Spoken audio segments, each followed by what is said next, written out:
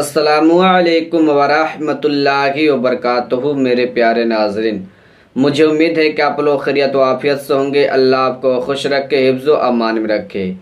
एक सवाल पूछा गया है कि दुल्हा बनने के बाद मस्जिद में कौन सी नमाज अदा की जाती है, कौन सी नमाज पढ़नी चाहिए।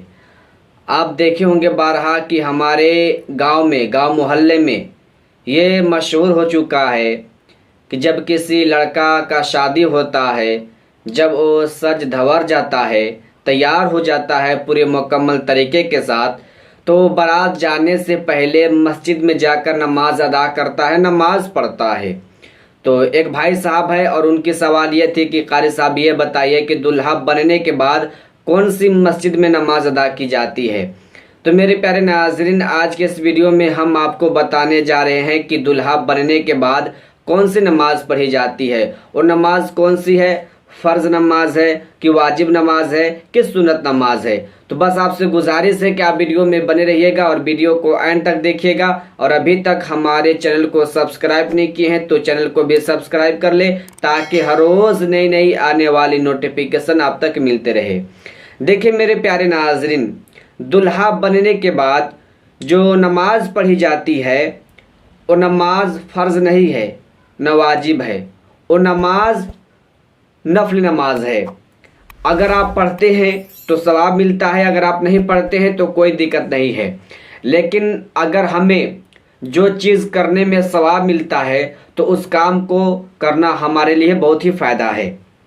तो दूल्हा बनने के बाद जब दूल्हा तैयार हो जाता है, सेहरा बांध लेता है, बारात निकलने से पहले वो मस्जिद में जाता है और मस्जिद में जाने के बाद 2 रकात नमाज पढ़ता है।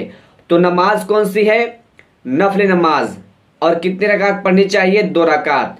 तो सबसे पहले आपको नियत करना है। नियत किसे कहा जाता है? दिल के पक्के इरादे को। अगर आपने ये इरादा कर लिया कि मैं शुक्राने के तौर पर नफली नमाज पढ़ने जा रहा हूँ, तो ये आपकी नियत हो गई। तो आप नियत हिंदी में समाप्त कर ले। नियत की मैंने 2 रकात नमाज नफल शुक्राने की वास्ते अल्लाह ताला के मुंह में काबा शरीफ की तरफ, अल्लाहु अकबर।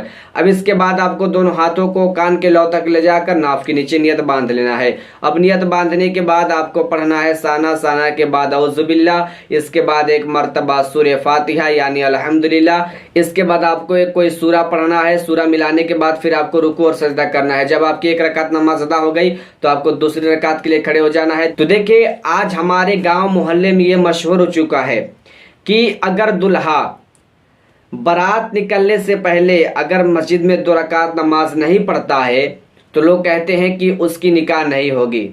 तो आप जान ले कि जो 2 रकात नमाज पढ़ी जाती है यह फ़र्ज़ नहीं है। अरे यार, आप फ़र्ज़ नमाज को छोड़कर और नफली नमाज को लगे हुए हैं, ये कौन सी बात है।